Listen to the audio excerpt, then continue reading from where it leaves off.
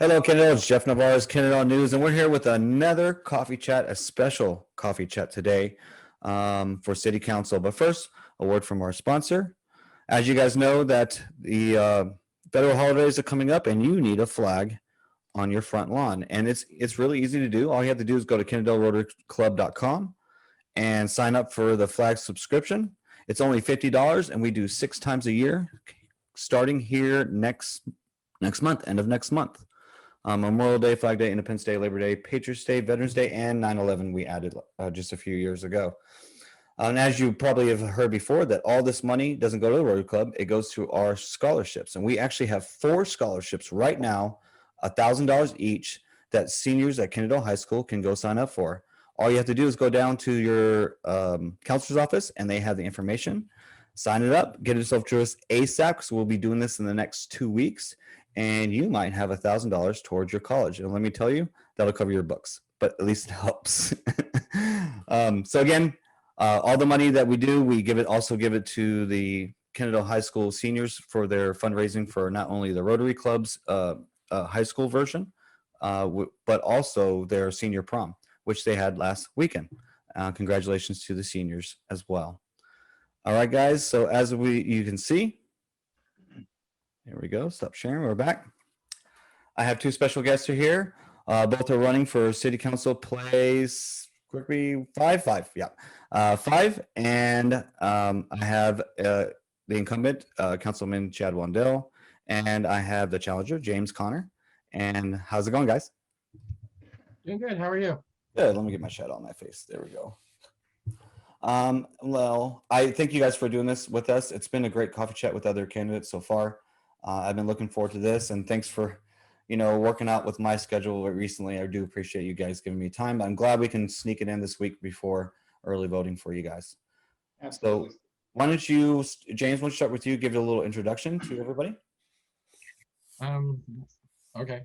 Thank you. My name is James. Last name is Connor. I have lived in Kennedale for now going on about 8 years. Before that, I lived in Arlington for about 20, originally from New York. Yeah. I didn't have a choice. A Southern Yankee, I got you. Nothing wrong with that. Yeah, nothing wrong with that. Didn't have a choice there. My parents made me. But I have a lot of crazy skills. I have 4 degrees in photography, and currently I am working in finance and having a ball. All right, great. And Chad? Well, I'm Chad Wandell. I've lived in Kennedale for, I think this is year 5. Mm-hmm. I've kind of lost track. I think it's 5. Yeah, about 5. It's either right at 5 or just after 5. I lived across the highway for, I don't even know how many years, 15, 20. I think that's how long my parents have owned the house just over here off Sublet, just on the other side of our border. Reason there's nothing wrong with a Southern Yankee is because I was originally from Chicago. So yay! Bears. That's right. Better ball teams. Sorry, Rangers, you lost me. You let me down. Tier. So yeah, I'm running for re-election for place 5. I think we've done a lot of progress, and I'd like to continue moving that forward. All right, great. So if you don't know our format so far, we have each candidate has given us 2 questions this time. We did have a 3rd candidate, but she has withdrawn from the race. But I just want to say we appreciate you, Stacy, for stepping up to the plate. I mean, it takes a lot, and we understand that sometimes our private lives can get in the way of things like that. But hopefully that we can put you on a board maybe this year and get you in the city, get you working, and you can try this again in the future. Absolutely. But I'm left with 2 very qualified candidates, and I appreciate you guys doing this. So let's just get started. All right. Cool. All right, great. So the first question is a chat question, and so that would be you, James, to start. Council adopts a budget and tax rate every year to fund its activities such as personnel, parks, road improvements, etc. Looking at the past budgets, 2020 through 2021, what would you have done similarly or different given the scenarios facing the city? And what do you think is needed moving forward to keep the city's funds in healthy conditions while also funding the many critical projects needed in our communities. And yes, that is a proper sentence. Yes, it is. To be quite honest with you, I really wouldn't have changed very much from everything in the comparison to what I've seen in past years through the Kennedale City website. Everything was basically almost in line. The one thing that I would not, or that I would actually change, is giving a city manager who has shown that his ineptitude at managing things a raise. I would not have done that. That's something that's like I said, I lived in Arlington for a long time. He was the city manager for Arlington. There's a reason why he's not anymore. My father did work for the city of Arlington for 35 years. He recently retired from them. And again, there's a reason why he is no longer the city manager there. He brought his expertise, I guess you would say, to Kennedale. And he's kind of bungled some things, and it's not worthy of a raise, in my opinion.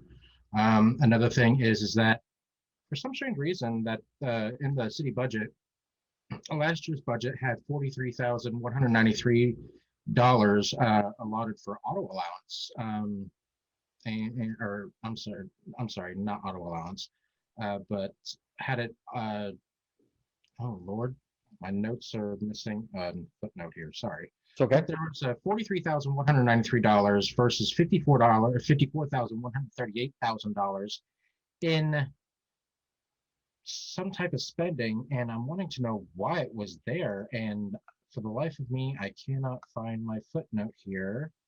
Like I said, I have been looking online a lot when it comes to the budgets and everything like that. And like I said, everything is.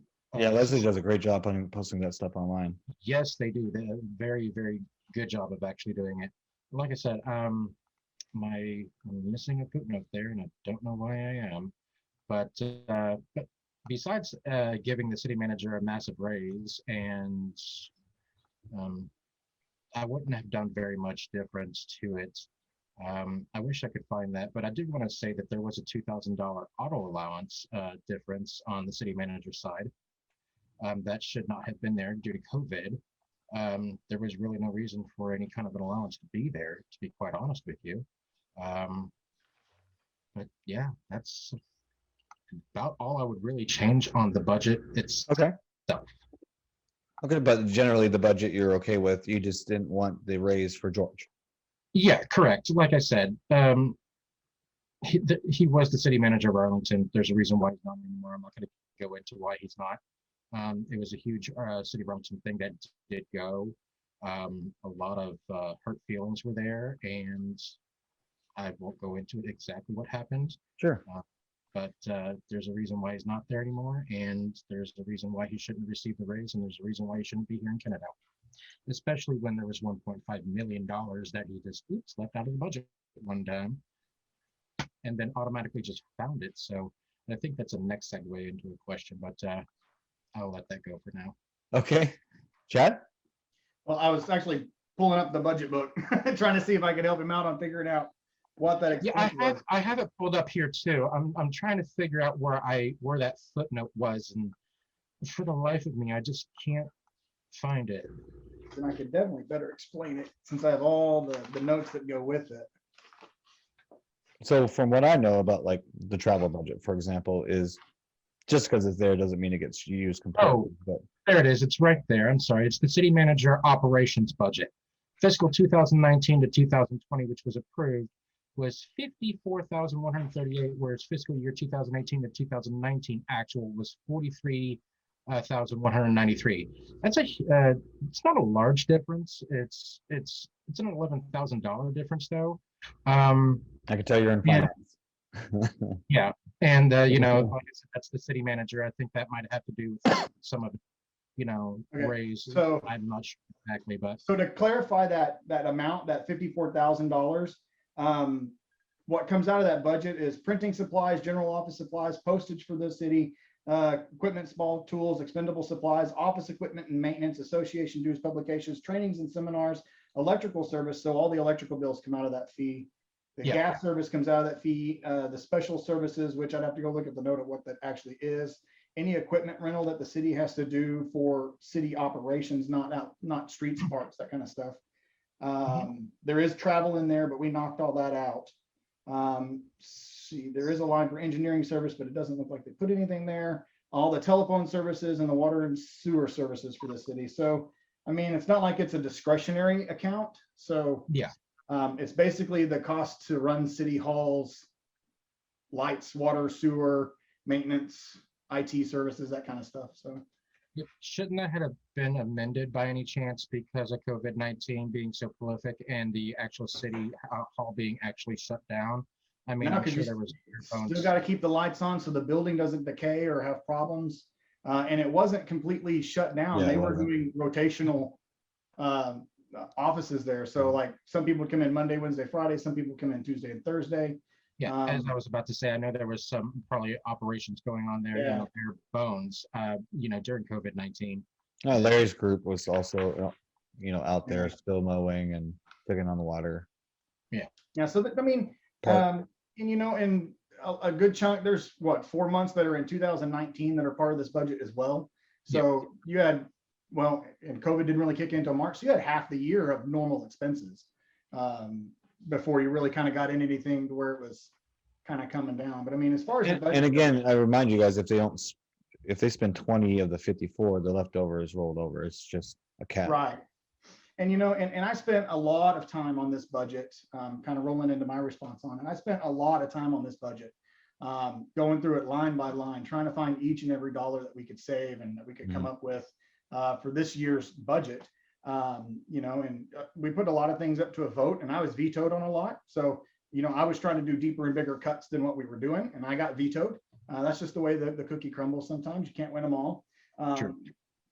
And when it comes down to the budget, we voted on what we voted on, which was, I believe, $500,000 less than what was proposed. It's pretty close in that ballpark, give or take. I can look at the exact number again. I made a whole spreadsheet on it. And then, I actually voted against the tax rate. So I think I was the only one that actually voted against the tax rate. So I think we could have done better. It might have hurt, but I think we could have done better. And just going forward, I mean, that's the problem with our city is we have this floor.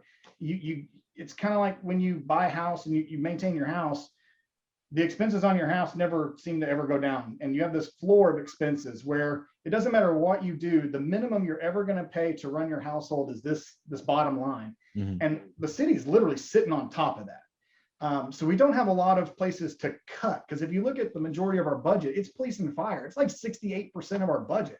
It's like most of it.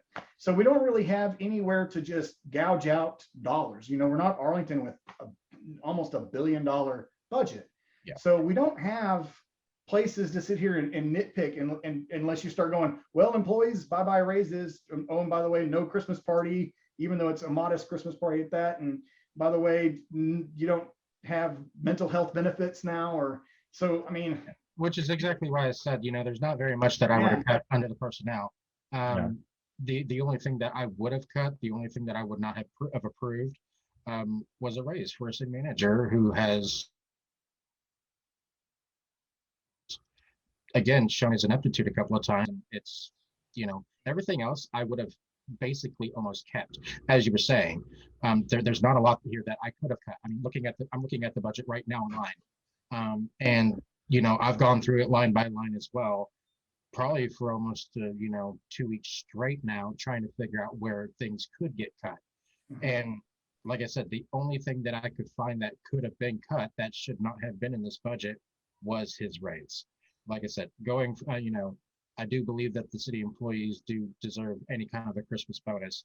They deserve everything and more that's coming to them, including their raises year over year, because they deserve that. I mean, you're not going to work for a job and not have, a raise within a year or, even 6 months. If you're brand new hired on, that's just ridiculous. You're not going to work for free, essentially, when you go to another neighboring city and earn maybe a little bit more, or and possibly get a 3% raise year over year. I mean, yeah, they deserve that stuff. They need that stuff. any city employee deserves that. And I don't believe George actually got a raise. We just extended his contract.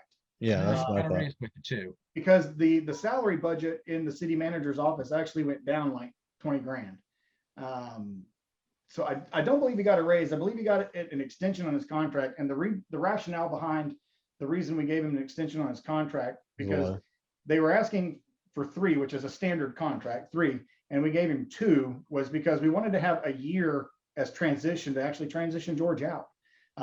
There was a couple of people that said we just need to terminate, and I'm like, that's a horrible idea, because you're going to be left with 0 leadership, and you don't even have a prospect at this point. Now, it'd have been different if we had a prospect in mind or somebody that we've been vetting for a couple of months, but I was like, that's a horrible idea. You can't just pull the plug and go, good luck. So my idea, and what actually wound up getting put on the agenda, was let's give him this contract extension, which gives him the year to finish out what he's done and a year to transition. And that's what we did. So, yeah, I mean, and that's kind of where I stand. I think Kennedale's got some growing to do so that we can fix some of these issues and help our budget problems in the future. So Sure. Yeah. Sure. All right, let's go on to the next one. So when the city manager found 1.5 million extra dollars, why was the budget not amended to lower the property tax back to the previous level? And Chad, that's for you to start off. okay, well, I guess that's a little bit of misinformation there. We didn't find the money. We got helped a lot by the state of Texas legislature, which right before COVID, they actually passed some new laws on sales tax origination, which weren't in play when our budget was being thought of and done. And so as we go around, our sales tax numbers aren't official till after everything's come in and they've been audited. So we have to go on based on projections. And that's what we did. We used historical projections that are conservative to get us around the bend. And then, once the audit is done, literally it was just done, I believe, January. So you're 3 months past the budget timeline when we have to file that paperwork with the state anyway. And so when that came in, we were ahead of the schedule, $300,000 in what we expected for a year total sales tax. So that helped. As far as another $1 million or so, we didn't find it. We just had surpluses in places we expected them. We had some savings in some other places. And the biggest ones were Lakita just working her butt off, finding those refinance options that helped us in short term and long term. And that added up really fast over a very short amount of time and said, hey, if we do this now, we're going to have this big chunk of money we can save right now. And we took advantage of some of those things. So it's not like it was always there. And budgeting wise, there's no reason to go back and try to rebudget that, because one, we've already made the budget, we've already planned for it, it's already been allocated, it's already been done. We'll just play out the year, especially since we don't know what's going to happen. So at this point, it's in my opinion safer to just leave it there. And if we have a great year and we have a big surplus, then we cut the hell out of the tax rate and adjust for it and spend some of those reserves. That's my opinion. Okay. James, same question, your question? I feel that should have been rebudgeted. I mean, if the state is giving you money, as you say that they were, then that needs to be budgeted, regardless of any situation. Even if the audit just passed or it was done 3 months previous or whatever, however whatever the process is, it should have been rebudgeted completely and accoladed to services that are needed, like those raises that I was talking about for our police and fire, city employees. That stuff should have been done. I was led to believe that, as a matter of fact, I actually did read it. Some of those COVID funds actually went to City Hall for a new pin pad device to use keyless entry. We didn't need that. Well, it's not that we necessarily didn't need it or not, is that we had the money left over and what are we going to spend it on? And so you have to spend it on specific items. And one of them is like the keyless entry, where they can control who comes in and comes out. So again, it's not like we could have spent it anywhere else. And if we didn't spend the money, they would take it back. And so why not use it for something that would protect, the workers there?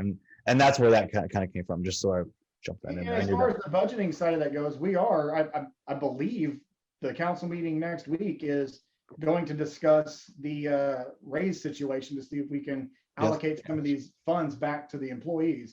And that's how it should be. Which was is- proposed by is we Josh just Alton. we make amendments along the way. You're always going to make amendments along the way, but you don't overhaul the entire budget and start over because one, it's like a 6 months process just to get from there. Because like regardless of who wins, come May, the budget process starts then. It's crazy. You're literally already talking about the budget process May and June. Then you have workshops and meetings July and August. Your first votes are in September, October's budget. So it's that fast. It's crazy how quick it gets on you and how little time there really is to do much more than just keep the ball rolling. So, which is why I said just amend it. Yeah. Sorry. Working in finance, for as long as I have now, it's, you have extra money, those funds need to go somewhere. Sure. So it needed to be amended. Working in finance, if I were to find, or if someone were to say, hey, here's an extra $1.5 million, have at it, I'm going to need to find a place to put those funds. So I'm going to have to recalculate or, completely redo the budget to find out where I can, put that 1.5 million. I understand in today's world, 1.5 million, it's not a lot of money, especially when you're talking about a city that takes in, roughly 25 to $30 million.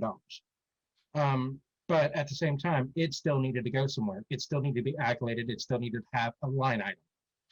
It's not there. Part of that is there's state rules and requirements on where money comes from and where it can go. Yes. So you are limited to where it could even go to begin with, but we also work on a reserve system. So having low reserves to start off with, and then having this money extra to be put into the general reserves, that's a good thing, especially since next year we're talking about 2 or 3 different bond packages. Yeah. That makes our interest rates bottom out. So frankly, it's actually a blessing in disguise because having this surplus right now at, I can't remember the number, it was 29% or 30% is what our reserves are at.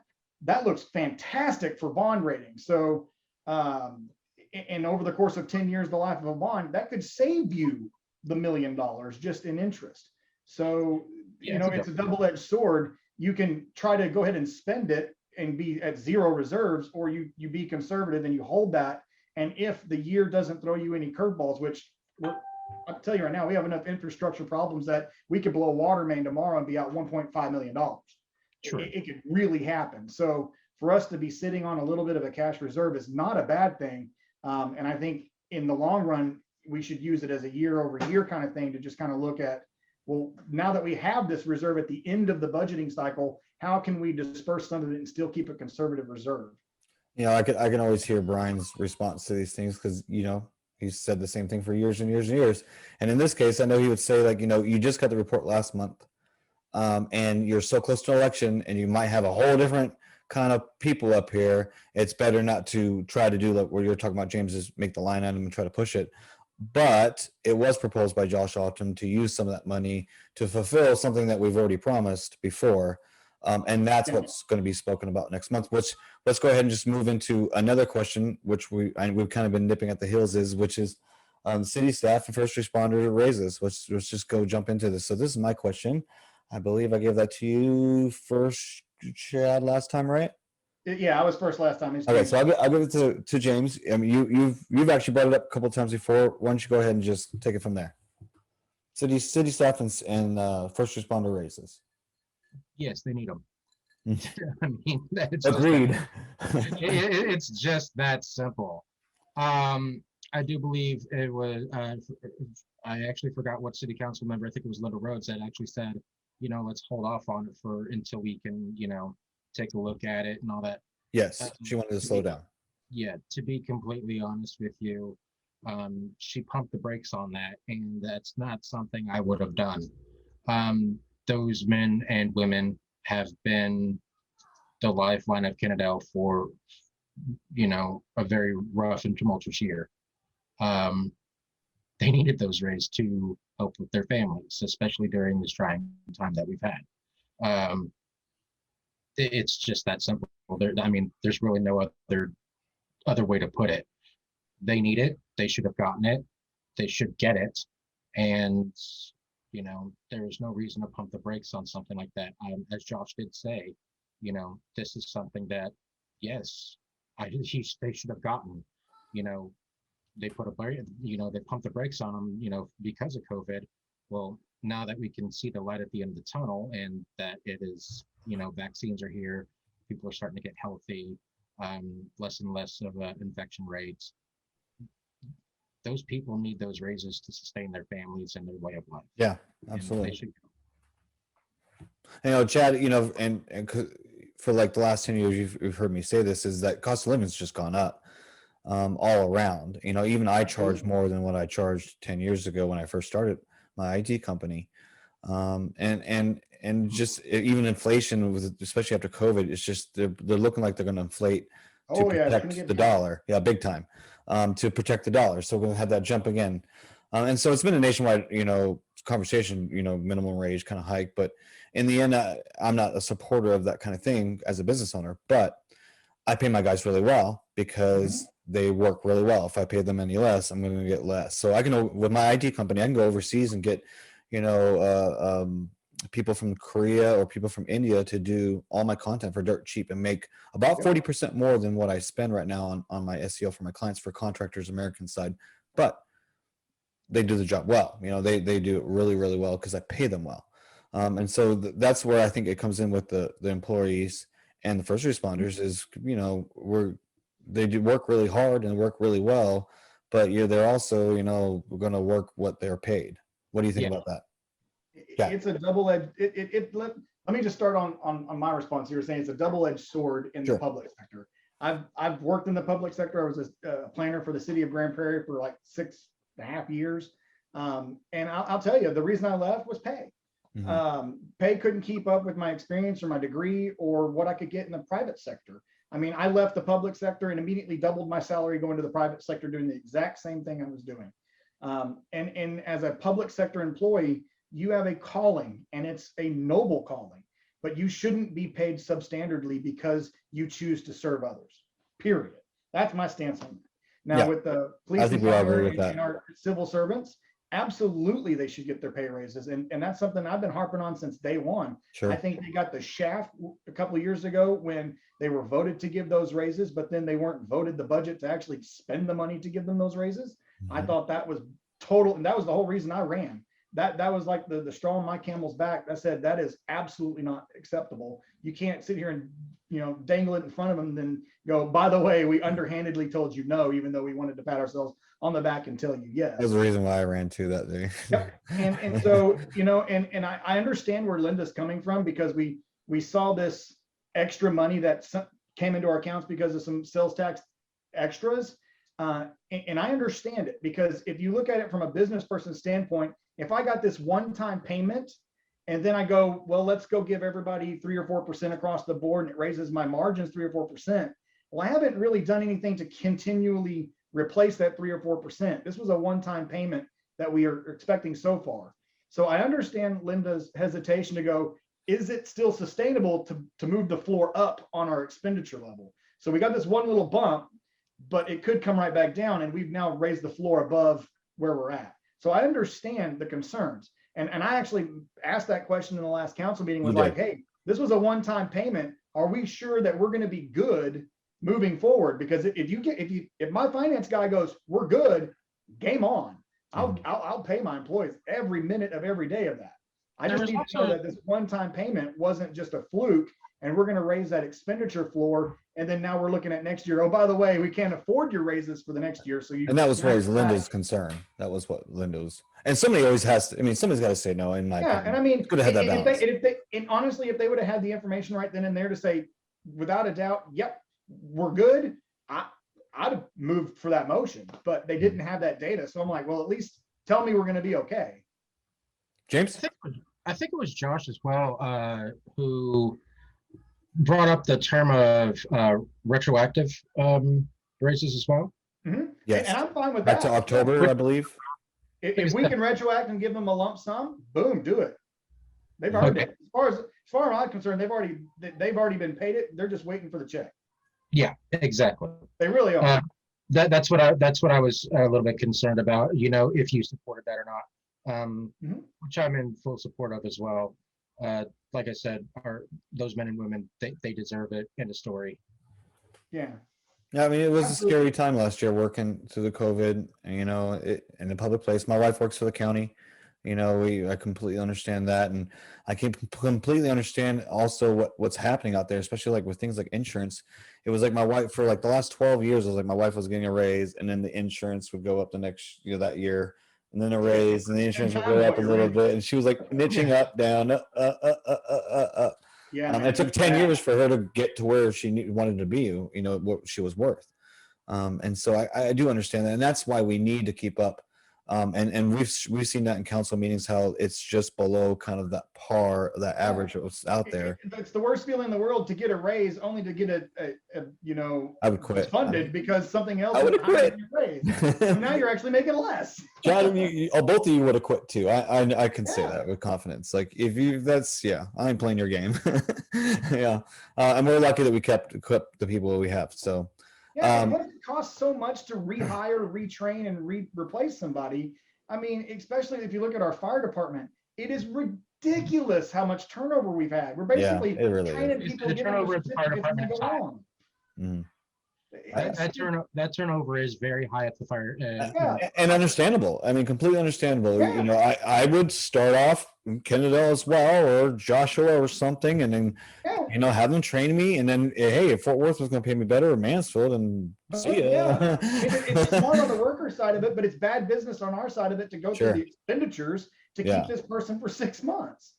I mean, just the training, bad and business. that was barely brought up, but it was finally brought up. It was like the cost of the training of it all as well. That's a huge expenditure. Yeah. That's a huge investment. Like when you train somebody, you want to keep them around. Yeah, we need to be keeping a firefighter for at least 10 years. And again, we're not Because blaming that's how you reduce firefighters. your cost Anybody of who's investment.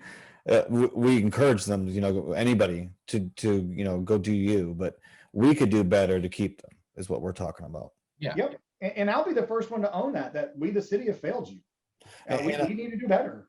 And I mentioned this kind of before to you guys, but to everybody else, we recently had Shannon where we had call 911, and the experience that we had in the response from all the departments, just when they heard it was Shannon, it was important to me, and it was very special that I know that we're in a small town where we everybody gets that kind of flavor, with the concerns. Yep. So it's going to be a big kind of push for me as well. After that experience, I'm going to make sure that all my I'm going to, as much as I can influence anything, is make sure we get them raises, but also not just raises, which will segue, but equipment, infrastructure.